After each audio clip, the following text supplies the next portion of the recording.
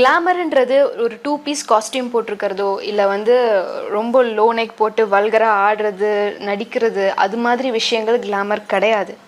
ஒரு குழந்தையோட சிரிப்பும் கிளாமர் தான். ஒரு குமரி, அதாவது ஒரு காதலினுடைய அழுகையும் கிளாமர் தான். ஏன்னா எந்த ஒரு காதலி அழுதாலும் அந்த காதலன் வந்து அந்த அந்த அழுகையும் ரசிக்க தான் செய்வான். ஒரு உண்மையான காதலன் கண்டிப்பாக ஒரு காதலினுடைய அழுகையும் ரசிக்க தான் செய்வான். ஸோ அது வந்து ஒரு ரசனையான ஒரு கிளாமர்.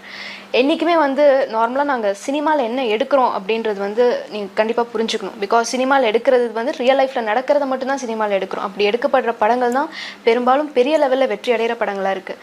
அதுக்கு ஃபார் எக்ஸாம்பிளாக நான் சொல்லணுன்னா அழகி படம் எடுத்துக்கோங்க, காதல் படம் எடுத்துக்கோங்க, அதுக்கப்புறம் நிறைய படங்கள் அந்த வரிசையில் பேசலாம். அண்ட் இதே மாதிரி நீங்கள் கிளாமராக இருக்கிற படங்களும் எடுத்துக்கோங்களேன். ஒரு 7G ரெயின்போ காலனியாக இருக்கட்டும், காதல் கொண்டேனாக இருக்கட்டும், துள்ளுவதோ இளமையாக இருக்கட்டும், எந்த மாதிரியான படங்களாக இருக்கட்டும், இந்த மாதிரி படங்களில் கிளாமர் இருந்தது, வல்காரிட்டியும் இருந்துச்சு. பட் அதெல்லாம் வந்து ஒரு ரசிக்கிற விஷயங்கள்ல இருக்கும்.